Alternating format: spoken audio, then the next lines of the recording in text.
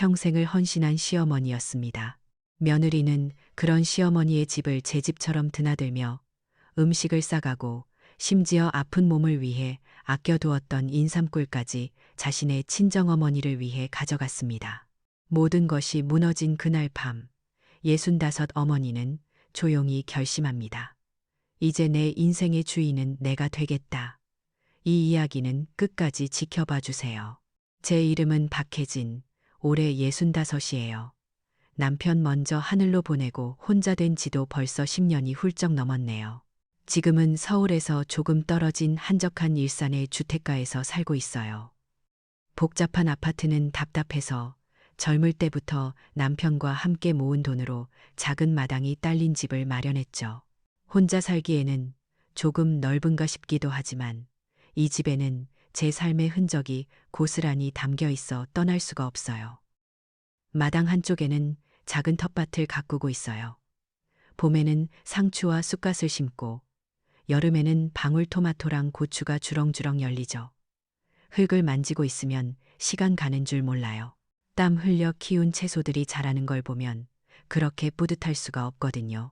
남편이 살아있을 때 함께 가꾸던 장미 넝쿨은 이제 혼자 돌보고 있지만 해마다 잊지 않고 붉은 꽃을 피워주는 게 어찌나 고마운지 몰라요.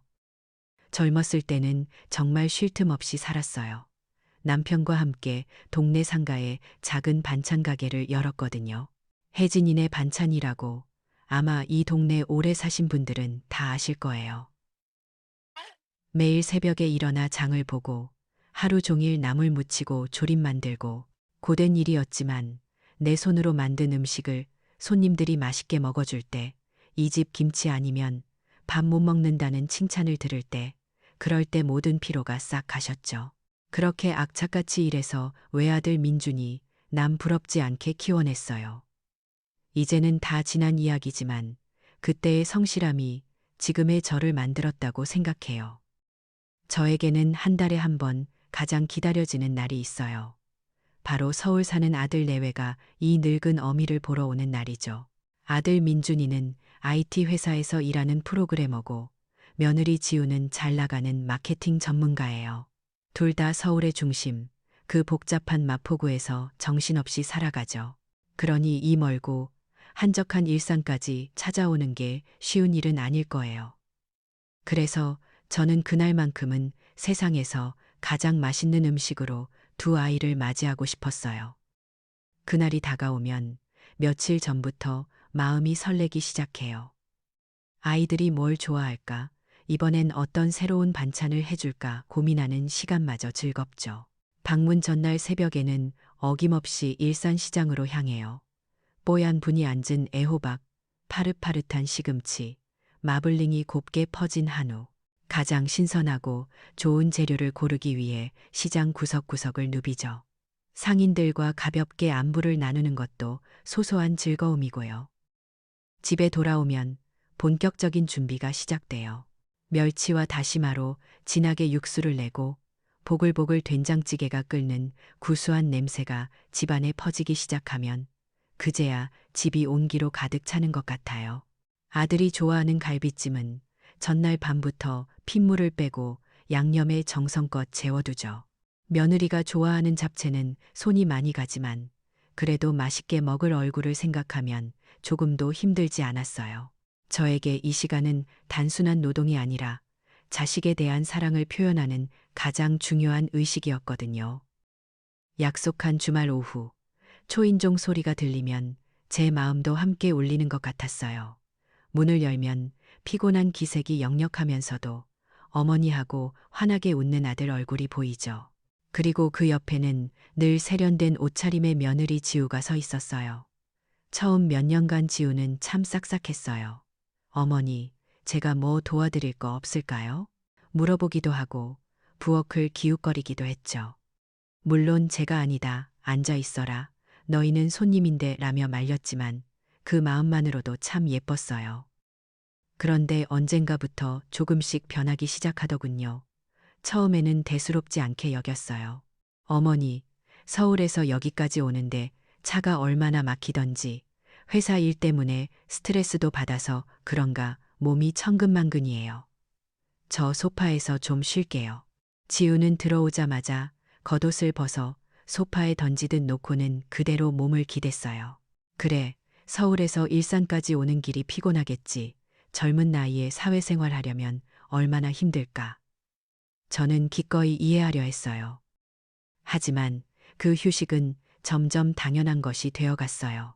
이제 지우는 집에 들어오면서 도와드릴까요? 라고 묻는 법이 없었죠. 소파의 특정 자리는 마치 지정석처럼 그녀의 차지가 되었고, 손에 들린 스마트폰은 그녀와 저 사이에 보이지 않는 벽을 만들었어요. 제가 부엌에서 분주하게 움직이는 동안 거실에서는 SNS 알림 소리와 동영상 소리만 간간이 들려왔죠. 하루는 친한 동네 친구 옥자 씨에게서 전화가 왔어요.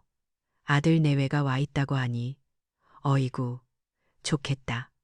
우리 며느리는 명절에도 코빼기도 안 비치는데, 그래도 요즘 젊은 애들 다 바쁘다니 어쩌겠어. 우리가 이해해야지. 하는 말에 저도 모르게 고개를 끄덕였어요. 맞아요. 요즘 다들 그렇게 산다잖아요. 내가 너무 옛날 사람이라 서운하게 느끼는 걸지도 몰라요. 좋은 시어머니가 되려면 이런 것쯤은 넓은 마음으로 품어야 하는 거겠지. 그렇게 스스로를 다독였어요. 그날도 저는 정성껏 차린 저녁상을 내놓았어요. 갈비찜, 잡채, 노릇하게 구운 생선, 그리고 간 무친 나물까지. 식탁에 둘러앉아 아들 녀석이 맛있게 먹는 모습을 보니 그래도 행복했어요. 그런데 한창 맛있게 밥을 먹던 지우가 갑자기 감탄하며 말하더군요. 와, 어머니, 역시 시댁이 최고예요. 이렇게 딱 차려주는 밥 먹으니까 세상 제일 편해요. 그 말을 듣는 순간 제 손에 들려있던 숟가락이 순간 멈칫했어요. 겉으로는 오냐, 많이 먹어라 하고 웃어 보였지만 마음 한구석이 서늘해지는 기분이었죠. 칭찬인 건 알아요. 제 음식 솜씨를 칭찬하는 말이겠죠. 하지만 제 귀에는 그 말이 다르게 들렸어요. 어머니의 수고가 곧 나의 편안함이라는 공식처럼 느껴졌거든요. 제가 새벽부터 일어나 장을 보고 하루 종일 허리 펼 틈 없이 준비한 이 모든 과정이 며느리에게는 그저 편안한 서비스일 뿐이라는 사실을 확인받는 기분이었어요. 그날 밤 아이들이 돌아가고 텅 빈 집을 혼자 치우면서 저는 처음으로 관계의 미세한 균열을 보았어요. 그건 아주 작고 희미한 금이었지만 제 마음속 평온했던 일상에 분명히 새겨진 상처였죠. 하지만 저는 애써 그 상처를 외면했어요. 괜찮을 거라고, 다음에는 나아질 거라고, 그때는 그렇게 믿고 싶었거든요. 그렇게 씁쓸한 마음으로 뒷정리를 마친 뒤에도 며느리의 그 한마디는 며칠 동안 제 마음속을 떠나지 않았어요. 시댁이 최고라는 그 말이 마치 낡은 가구에 낀 먼지처럼 털어내려 할수록 더 깊숙이 스며드는 것 같았죠. 하지만 애써 괜찮은 척했어요. 요즘 젊은 사람들이 다 그런 걸 내가 속 좁게 구는 거라고 스스로를 타이르면서요. 그렇게 잊어버리려고 노력하며 며칠을 보냈고 어느새 민족의 대명절이라는 추석이 코앞으로 다가왔어요. 명절이 다가오면 여자들은 몸이 2개라도 모자라잖아요. 저도 예외는 아니었죠. 남편 제사와 명절 차례를 한 번에 지내야 하니 명절 며칠 전부터 부엌은 전쟁터가 돼요. 그래도 예전에는 이 시간이 그렇게 외롭지는 않았어요. 아들 녀석이라도 옆에서 어머니, 뭐 도와드릴까요? 하며 거들어줬으니까요. 하지만 결혼하고 나서는 모든 게 제 몫이 되었죠. 명절 전날, 저는 동이 트기도 전에 일어나 부엌에 섰어요. 밖은 아직 어두컴컴한데 부엌 환풍기 소리만이 요란하게 울렸죠. 산더미처럼 쌓인 재료들을 보니 한숨부터 나왔지만 그래도 조상님과 자식들 먹일 음식이니 허투루 할 수는 없었어요. 잡채에 들어갈 시금치와 당근을 곱게 채 썰고 갈비찜에 쓸 고기는 찬물에 담가 핏물을 뺐어요. 온 집안에 맛있는 냄새가 퍼져나갈수록 제 허리에는 뻐근한 통증이 쌓여갔죠. 오전 늦게서야 아들 내외가 도착했어요. 명절이라 그런지 서울에서 일산까지 오는 길이 많이 막혔다며 둘 다 피곤한 얼굴이었죠. 저는 오느라 고생했다며 반갑게 맞았지만 지우는 인사를 하는 둥 마는 둥 하더니 곧장 거실 소파로 향하더군요.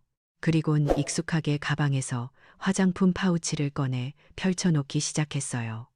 내일 아침 일찍 친정에 가려면 미리 꾸며야 한다면서요. 톡톡 쿠션을 두드리는 소리, 립스틱 뚜껑이 딸깍하고 닫히는 소리가 부엌에서 들리는 지글지글, 전 부치는 소리와 어색하게 뒤섞였어요. 저는 기름 튀는 프라이팬 앞에서 땀을 뻘뻘 흘리고 있는데 며느리는 에어컨 바람 아래서 콧노래를 흥얼거리며 화장을 하고 있는 그 풍경이 참 기묘하게 느껴졌죠. 전을 부치는 일은 정말 끝이 없어요. 동그랑땡, 깨씹전, 동태전, 종류도 어찌나 많은지 한참 허리를 숙여 전을 부치다 보니 현기증이 일었어요. 잠시 허리를 좀 펴야겠다 싶어 지우에게 부탁을 했죠. 애미야, 나 잠깐 허리 좀 펴게. 여기 전이 타지 않게 한 번만 뒤집어 주겠니? 정말 별거 아닌 부탁이었잖아요. 그런데 지우는 화들짝 놀라며 자기 손을 내려다보더군요. 그러더니 아주 곤란하다는 표정으로 말했어요. 어머니, 어떡하죠? 저 지금 막 크림을 발라서 손에 화장품이 다 묻었는데 금방 화장만 마저 하고 봐드릴게요. 그 말을 듣는 순간 제 안에서 무언가 툭 하고 끊어지는 소리가 들리는 것 같았어요. 제 부탁이 며느리의 곱게 바른 화장품보다 못한 것이 되어버린 순간이었죠. 제가 잠시 멍하니 서 있는 사이 프라이팬에서는 연기가 피어오르기 시작했어요. 결국 동태전 한 판이 새까맣게 타버렸죠. 탄내가 온 집안에 진동했어요. 음식이 탄 것보다 제 마음이 더 새까맣게 타들어가는 것 같았어요. 제 정성과 부탁이 그렇게 쉽게 무시당했다는 사실이 너무나 아팠거든요. 바로 그때였어요. 거실에서 요란하게 전화벨이 울렸고 지우가 아주 밝고 명랑한 목소리로 전화를 받았어요. 엄마, 응, 나 지금 시댁이야. 음식 냄새가 아주 그냥. 아, 그게 아니고 엄마 생신 때 제주도 갈 거 내가 특급 호텔로 예약 다 해놨어. 우리 딸이 엄마 호캉스 제대로 시켜줄게. 비행기 표도 비즈니스로 끊었으니까 기대하라고. 며느리의 목소리는 어찌나 크고 활기차던지 부엌에 있는 제 귀에까지 한 글자 한 글자 똑똑하게 밝혀들었어요. 제주도, 특급 호텔, 비즈니스석, 그 단어들이 마치 날카로운 유리 조각처럼 제 마음을 후벼 팠죠. 바로 한 달 전이었어요. 제 생일. 그날은 제 달력에만 동그라미가 쳐진 그저 평범한 하루로 지나갔어요. 아들에게서 온 전화 한 통, 며느리가 보낸 문자 메시지 하나 없었죠. 홀로 미역국을 끓여 밥을 말아 먹으며 바쁘니 그럴 수 있지 하고 넘겼던 그날의 서운함이 갑자기 파도처럼 밀려왔어요. 친정어머니의 생일은 몇 달 전부터 제주도 호캉스를 준비할 만큼 중요하고 시어머니의 생일은 기억조차 할 가치가 없는 날이었던 거죠. 그 순간 부엌에 가득 찼던 음식 냄새가 역하게 느껴지기 시작했어요. 애써 아무렇지 않은 척 타버린 전을 뒤집으며 한숨을 쉬고 있는데 아들 민준이가 부엌으로 들어왔어요. 제 표정이 안 좋은 걸 눈치챘나 봐요. 하지만 아들 녀석의 입에서 나온 말은 제 기대를 완전히 무너뜨렸어요. 엄마, 요즘 큰 프로젝트 때문에 밤샘도 잤고 엄청 예민하거든요. 엄마가 좀 이해해 주세요. 다만네, 요기카, 이해해 달라니. 지금 이 상황에서 이해를 해야 하는 사람이 과연 나일까? 하루 종일 허리 한 번 못 펴고 일하는 늙은 어미의 고단함, 방금 무시당한 서러움, 생일조차 잊혀진 속상함. 이 모든 것을 내가 이해해야 하는 걸까요? 아들은 아내의 스트레스는 알아주면서 제 마음의 상처는 보지 못하는 것 같았어요. 그 순간 저는 깨달았죠. 이 집에서, 이 관계 속에서 저는 완전히 혼자라는 것을요. 깊고 서러운 외로움이 기름 냄새와 탄내에 뒤섞여 제 숨을 턱 막히게 만들었어요. 그렇게 아들에게마저 외면당한 밤은 지독하게 길었어요. 억울함과 서러움에 밤새 뒤척였지만 다음 날은 남편의 제삿날이었기에 쉴 수가 없었죠. 저는 새벽 5시가 되자마자 마치 갑옷을 챙겨 입는 병사처럼 몸을 일으켜 부엌으로 향했어요. 마음이 무너져 내렸어도 조상을 향한 도리는 지켜야 한다는 생각이 제 몸을 움직이게 만들었죠. 어제 남은 음식들을 데우고 마지막으로 생선전을 부치기 시작했어요. 그런데 뜬 눈으로 밤을 새워서 그런지 정신이 몽롱하더군요. 프라이팬에 기름을 두르다 그만 뜨거운 기름이 팔뚝으로 확 튀어버렸어요. 아, 뜨거. 저도 모르게 비명이 터져 나왔죠. 살같이 금세 빨갛게 부어오르며 화끈거리는 통증이 밀려왔어요. 하지만 찬물에 씻어낼 겨를도 없었어요. 곧 아이들이 도착할 시간이었거든요. 저는 아픈 팔을 애써 무시하며 마지막 음식들을 접시에 담아냈어요. 오전 9시가 넘어 아들 내외가 도착했어요. 지우는 어제와 똑같이 피곤한 기색으로 손에는 유명 카페의 로고가 밝힌 테이크아웃 커피를 들고 있었죠. 그 모습이 어찌나 낯설던지 제사 지내러 오는 길에 들른 카페라니 집안 가득 음식 냄새가 진동하는데 그 향긋한 커피 향이 꼭 불청객처럼 느껴졌어요. 아니나 다를까 녀석들은 제가 밤새 정성껏 차린 제사상을 보더니 감탄사를 내뱉더군요. 특히 지우는 눈을 동그랗게 뜨며 말했어요. 와, 어머니. 완전 임금님 수라상이네요. 역시 시댁이 최고라니까요. 어제 들었던 그 말이 오늘은 칭찬이 아니라 날카로운 조롱처럼 들렸어요. 제 밤샘 노동과 팔에 입은 화상의 대가가 고작 편안하게 즐길 수 있는 임금님 수라상이라니. 허탈한 웃음이 나왔지만 애써 표정을 감추고 제사를 시작했어요. 제사가 끝나고 함께 음복을 하고 나자마자였어요. 그러더니 아들 녀석과 눈짓을 한번 주고받고는 둘이 함께 안방으로 쏙 들어가 버렸어요. 쾅하고 닫히는 문소리가 제 가슴에 대모처럼 밝혔죠. 순식간에 거실에는 저 혼자 남겨졌어요. 산더미처럼 쌓인 그릇과 접시들, 여기저기 흩어진 음식물 쓰레기들, 이 모든 것이 오롯이 제 몫이었죠. 혼자서 묵묵히 설거지를 시작했어요. 그릇들이 서로 부딪히는 달그락 소리만이 텅 빈 집안을 채웠죠. 한참 동안 고무장갑 낀 손을 놀리고 있는데 안방에서 희미하게 소리가 들려왔어요. 처음엔 잘못 들었나 싶었죠. 하지만 분명했어요. 새근새근 아주 평온하고 규칙적인 숨소리, 며느리가 코 고는 소리였어요. 그 소리를 듣는 순간 제 손에서 힘이 탁 풀리더군요. 나는 지금 팔에 화상까지 입어가며 이 고된 뒤치다꺼리를 하고 있는데 저 방 안에서는 세상 모르고 편안하게 잠을 자고 있구나. 깊은 자괴감과 함께 허무함이 파도처럼 밀려왔어요. 한참 뒤 잠을 푹 자고 나온 녀석들은 이제 집에 돌아갈 채비를 했어요. 지우는 부엌으로 오긴 했지만 고무장갑을 끼는 대신 커다란 비닐봉지를 찼더군요. 그러고는 아주 익숙하고 능숙한 솜씨로 상에 남아있던 음식들을 담기 시작했어요. 갈비찜, 잡채, 각종 전까지 마치 진공청소기처럼 남은 음식을 싹쓸이했죠. 하지만 그걸로 끝이 아니었어요. 지우는 성에 차지 않았는지 당연하다는 듯이 냉장고 문을 활짝 열었어요. 그리고는 제가 다음 주 내내 먹으려고 따로 만들어둔 새 반찬통들을 하나씩 꺼내기 시작했어요.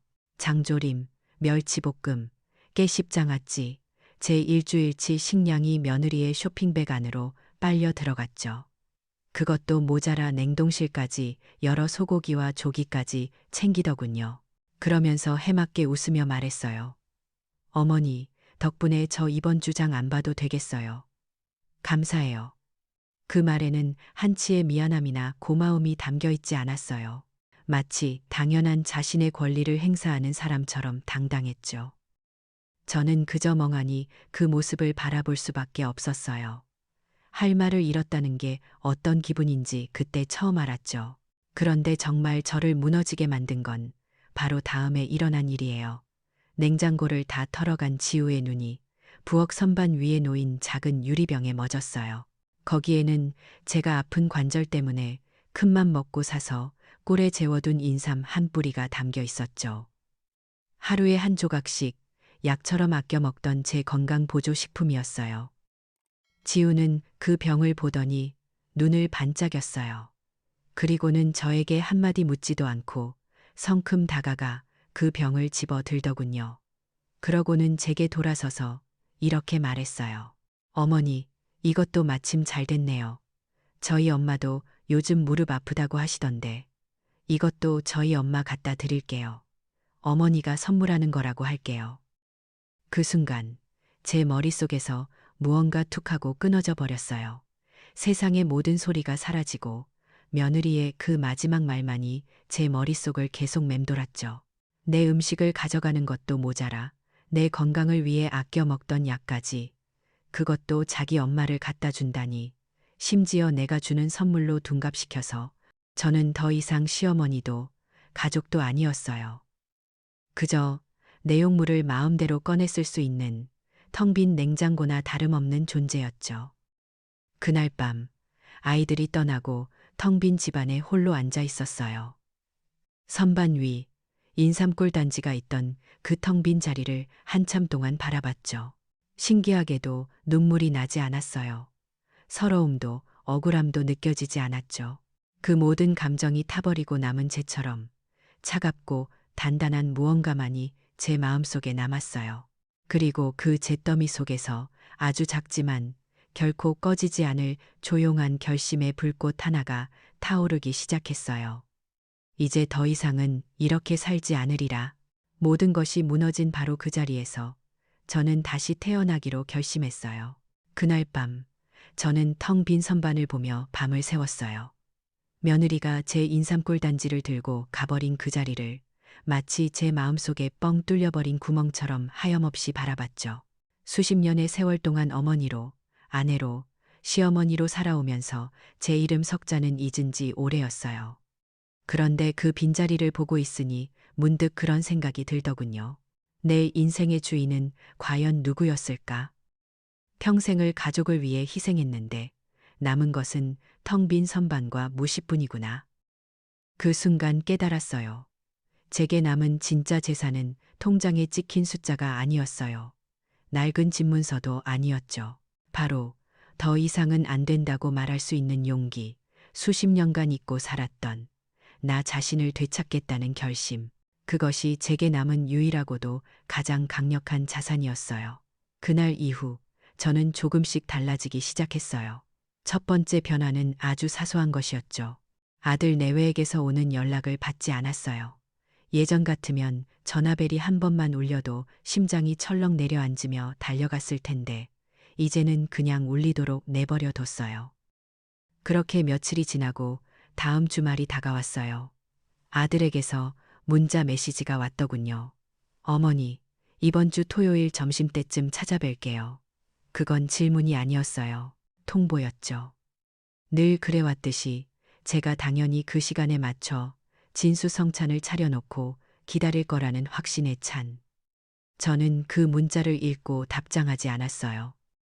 그리고 약속의 토요일 아침이 밝았죠. 저는 평소처럼 새벽에 일어나지 않았어요. 시장에도 가지 않았죠. 대신 늦잠을 푹 자고 일어나 제가 가장 좋아하는 찻잔에 향긋한 국화차를 우렸어요. 그리고는 먼지만 쌓여가던 책장에서 꽤 오래전에 사두었던 소설책을 꺼내 들었죠. 거실 창으로 쏟아지는 햇살을 받으며 조용히 책을 읽는 시간이 얼마만인지 집안에는 음식 냄새 대신 묵은 책 향기와 쌉쌀한 차 향기만이 감돌았어요. 정말 평화로웠어요. 정오가 조금 넘었을 때였어요. 딩동 하고 초인종 소리가 울렸죠. 심장이 살짝 내려앉았지만 저는 못 들은 척 책에서 눈을 떼지 않았어요. 초인종 소리는 곧 문을 두드리는 소리로 바뀌었고 점점 더 거칠어졌어요. 문 앞에는 당혹스러운 표정의 아들과 짜증이 가득한 얼굴의 며느리가 서 있었어요. 멀어져 가는 두 사람의 뒷모습을 보며 저는 두려움과 함께 짜릿한 해방감을 느꼈어요. 제 인생에서 처음으로 제 의지대로 누군가를 문 밖에 세워둔 순간이었으니까요. 집안에 다시 정적이 찾아왔을 때 저는 수화기를 들고 오랜 친구인 숙자에게 전화를 걸었어요. 그냥 누군가에게 말하고 싶었거든요. 제 목소리를 들은 숙자는 반갑게 왜 이렇게 연락이 안 됐냐고 물었죠. 저는 덤덤하게 말했어요. 숙자야, 나 이제부터 나를 위해 살기로 했어. 수학이 넘어 잠시 침묵이 흘렀지만 이내 친구의 따뜻한 목소리가 들려왔어요. 잘 생각했다. 혜진아, 아주 잘했어. 내 인생인데 이제라도 너를 위해 살아야지. 혹시 무슨 일 있으면 언제든 전화해. 그 한마디가 제 결심에 커다란 용기를 불어넣어 주었어요. 그날 저녁, 아니나 다를까 아들에게서 전화가 걸려왔어요. 잔뜩 날이 선 목소리였죠. 어머니, 오늘 대체 어떻게 된 거예요? 왜 문을 안 열어주셨어요? 집에도 안 계시고 걱정했잖아요. 저는 아주 차분하고 조용한 목소리로 대답했어요. 아니, 엄마 집에 있었어. 그런데 이제 서울에서 오는 손님 시중 드는 게 너무 힘들어서 그만하기로 했다. 그리고 덧붙였죠. 그리고 앞으로는 비밀번호 누르고 그냥 들어오지 말고 사람이 있으면 초인종을 누르렴. 제 대답이 예상 밖이었는지 아들은 잠시 말을 잇지 못했어요. 그때 수화기 너머로 지우의 앙칼진 목소리가 끼어들었죠. 어머니, 무슨 말씀이세요? 그럼 저희는 시댁에 와서 좀 편하게 있으면 안 되는 거예요?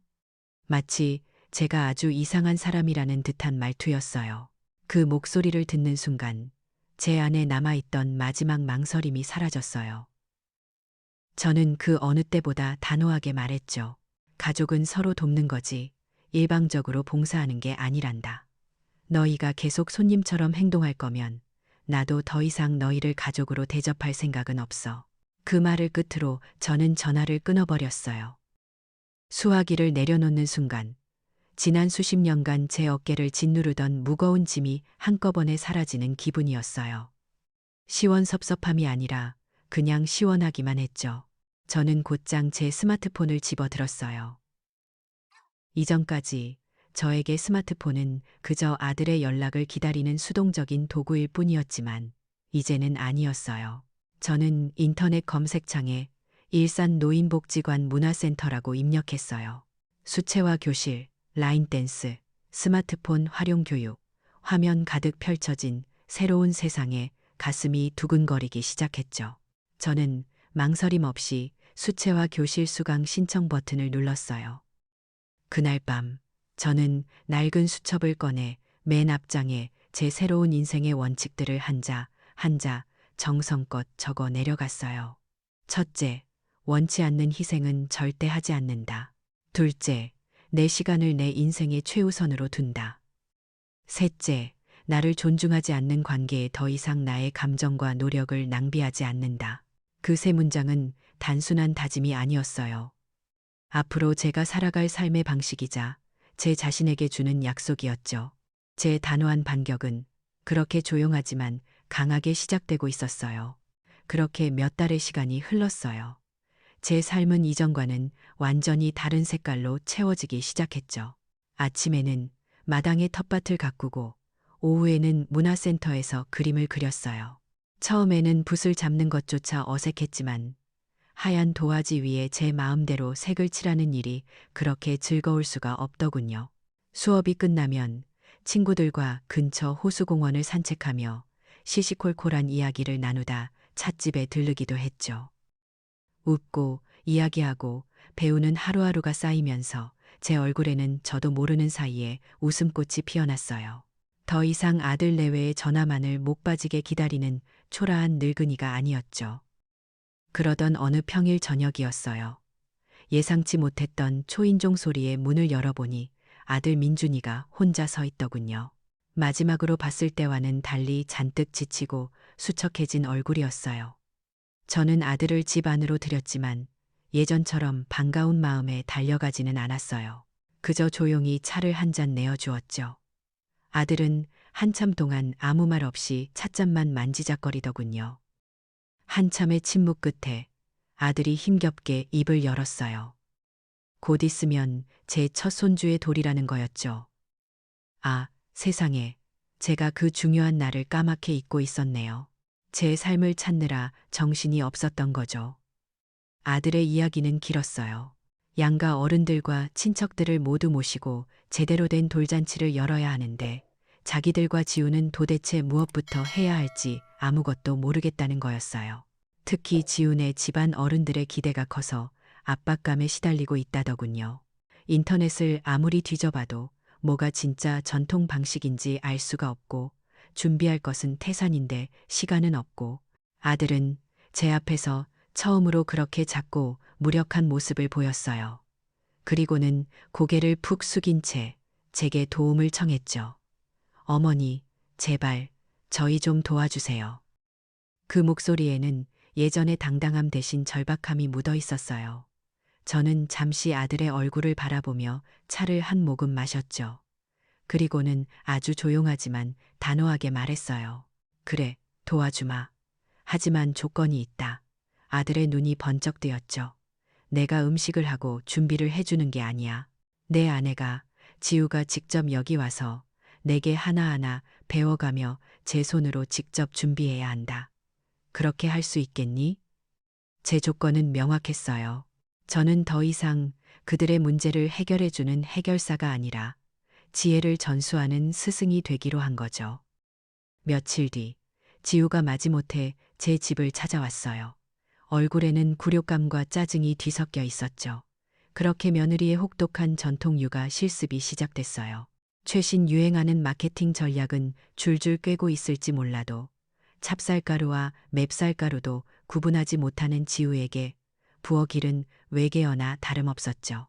저는 지우에게 돌상에 올릴 수수팥떡과 백설기를 만드는 법부터 가르쳤어요. 그냥 이렇게 해라 지시만 한 게 아니에요. 수수팥떡은 아이의 애군을 막아달라는 의미이고 백설기는 아이의 순수함과 장수를 기원하는 뜻이라는 것, 그 안에 담긴 조상들의 마음까지 하나하나 설명해 주었죠. 지우는 태어나서 처음으로 제 손으로 떡을 쪄보았을 거예요. 서툰 솜씨의 떡은 엉망이 되기 일쑤였지만 저는 묵묵히 다시 시범을 보여주며 스스로 해내게 만들었어요. 음식뿐만이 아니었죠. 까다로운 집안, 어른들께 보낼 초대장을 쓰는 법, 돌잡이 용품 하나하나에 담긴 의미, 당일 손님들을 대하는 예법까지 인터넷 블로그에는 결코 나와 있지 않은 삶의 경험으로만 터득할 수 있는 지혜들을 가르쳤어요. 지우는 처음에는 툴툴거리며 따라왔지만 시간이 지날수록 점점 진지한 얼굴로 제 말에 귀를 기울이더군요. 그러던 어느 날이었어요. 돌잔치 때 아이에게 입힐 한복을 정해야 하는데 지우가 인터넷으로 봐 둔 비싼 아기 한복이 마음에 들지 않았죠. 저는 잠깐만 기다려보렴 하고는 어디론가 전화를 걸었어요. 수화기 너머의 사람과 아주 다정하게 안부를 주고받았죠. 그리고 다음 날 서울 광장시장에서 아주 유명한 한복집 사장님이 직접 최고급 한복 대여섯 벌을 들고 제 집을 찾아왔어요.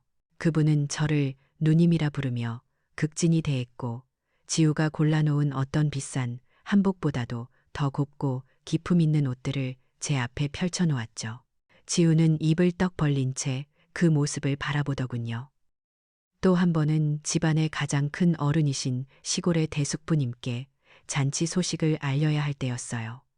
지우는 전화하기를 겁냈지만 제가 대신 수화기를 들었죠. 무뚝뚝하기로 소문난 숙부님의 목소리는 저와 통화할 때만큼은 꿀처럼 다정했어요. 오냐, 우리 혜진이냐, 당연히 가야지. 내가 안 가면 누가 가겠느냐. 전화를 끊고 나니 지우가 아주 이상한 눈으로 저를 쳐다보고 있었어요. 자신이 하찮게 여겼던 이 늙은 시어머니가 사실은 집안의 어른들을 한마디로 움직이게 하는 보이지 않는 기둥이자 수십 년간 쌓아온 존경과 신뢰라는 사회적 자본을 가진 사람이라는 걸 그제야 깨달은 듯했어요. 드디어 돌잔치 당일이 되었어요. 일산의 한적한 한옥식당을 빌려 잔치를 열었죠. 지우가 제 지도 아래 땀 흘려 준비한 전통 돌상은 그야말로 완벽했어요. 정갈하게 놓인 떡과 과일, 반짝이는 유기 그릇들, 찾아오신 친척 어른들 모두가 감탄하며 칭찬을 아끼지 않았죠. 지우는 어색해하면서도 뿌듯한 표정을 감추지 못했어요. 그리고 잔치가 무르익을 무렵 가장 결정적인 순간이 찾아왔어요. 아까 전화했던 그 대숙부님께서 껄껄 웃으시며 아들의 어깨를 툭 치셨죠. 그리고는 모든 사람이 들을 수 있는 큰 목소리로 말씀하셨어요. 역시 이 집안의 기둥은 혜진이 너야. 너 고생 많았다.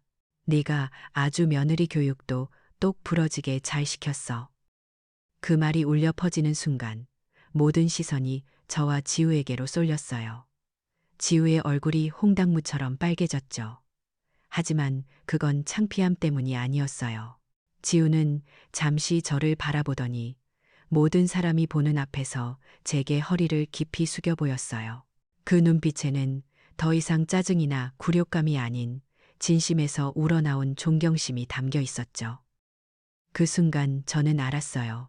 이것이 바로 나의 승리라는 것을, 시끄러운 복수가 아니라 가장 조용하고도 우아한 방식으로 되찾은 나의 존엄성이자 가치라는 것을요. 그 승리는 개인적인 통쾌함을 넘어 우리 가족 안에서 무시당했던 전통의 지혜가 마침내 제자리를 찾는 순간이기도 했어요. 저는 잔잔한 미소로 며느리의 인사를 받았죠. 돌잔치가 끝나고 며칠이 흘렀어요. 떠들썩했던 잔치의 여운이 가라앉고 제 일상은 다시 예전의 평온함을 되찾았죠. 아침이면 정원에 꽃에 물을 주고 오후에는 문화센터에 가서 그림을 그렸어요. 제 삶은 이제 아들 내외의 방문 여부와는 상관없이 온전하고 단단하게 흘러가고 있었죠. 그러던 어느 날 오후였어요. 현관 초인종이 울렸고 문을 열어보니 뜻밖에도 지우가 혼자 서 있었어요. 돌잔치 이후 처음 보는 얼굴이었죠. 잔뜩 긴장한 채 어색하게 서 있는 며느리의 모습이 낯설게 느껴졌어요. 저는 말없이 지우를 집 안으로 들였어요. 거실에 마주 앉았지만 한동안 우리 사이에는 어색한 침묵만이 흘렀어요. 지우는 찻잔만 내려다보며 입술만 달싹이다가 마침내 큰 결심을 한 듯 고개를 들더군요. 그리고는 제 눈을 똑바로 바라보며 아주 작지만 분명한 목소리로 말했어요.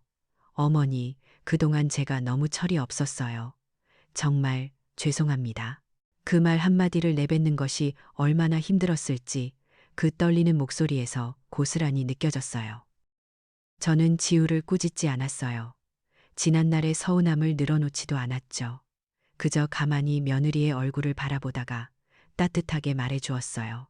그래, 이제라도 알았으면 됐다. 너도 그동안 마음고생 많았지? 제 말에 지우의 눈시울이 순간 붉어지는 것을 보았어요. 그날 우리는 길게 이야기하지 않았지만 그 어떤 말보다도 더 깊은 화해를 한 것 같았어요. 복수는 상대를 무너뜨리는 것이 아니라 이렇듯 스스로 일어서게 만드는 것일지도 모른다는 생각이 들었죠. 그날 이후 한 달에 한 번 있던 가족 식사는 다시 시작되었어요. 하지만 모든 것이 예전과는 달라졌죠. 지우는 이제 약속 시간보다 항상 30분은 먼저 도착했어요.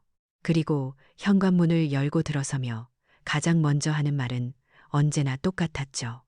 어머니, 오늘 제가 뭘 도와드릴까요?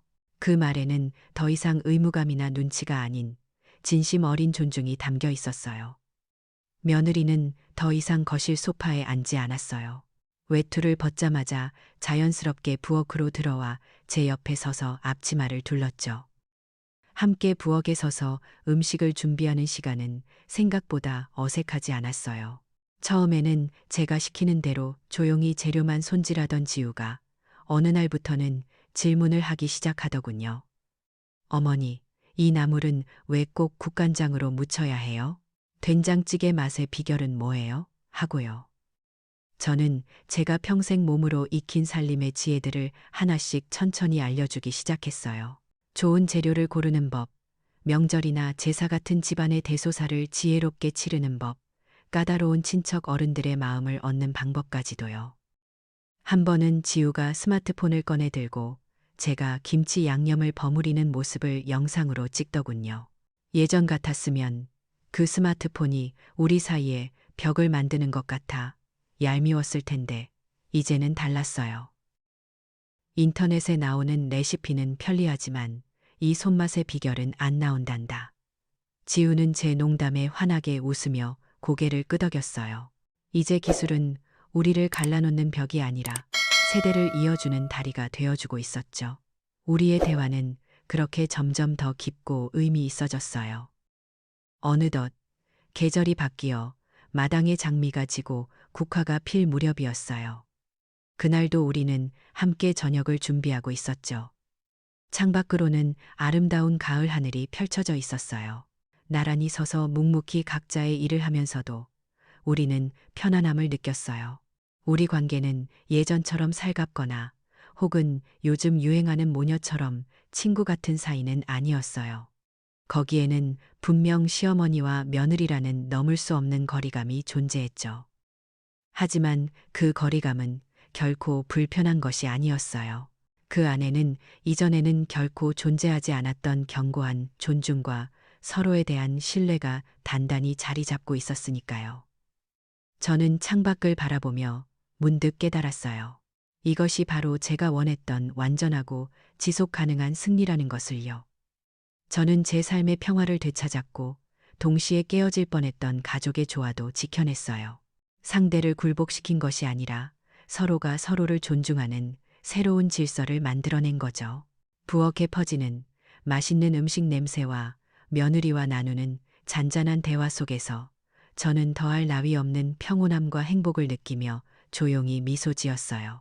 박혜진 씨의 이야기는 우리에게 보여줘요. 가족이란 그저 주어지는 것이 아니라 서로의 노력과 존중으로 함께 만들어가는 것이라는 걸요. 자신의 존엄성을 먼저 지켜낼 때 비로소 진정으로 건강한 관계가 시작될 수 있다는 사실을 말이에요. 진정한 승리는 상대를 무너뜨리는 것이 아닌 새로운 질서를 세우는 지혜에서 비롯되죠.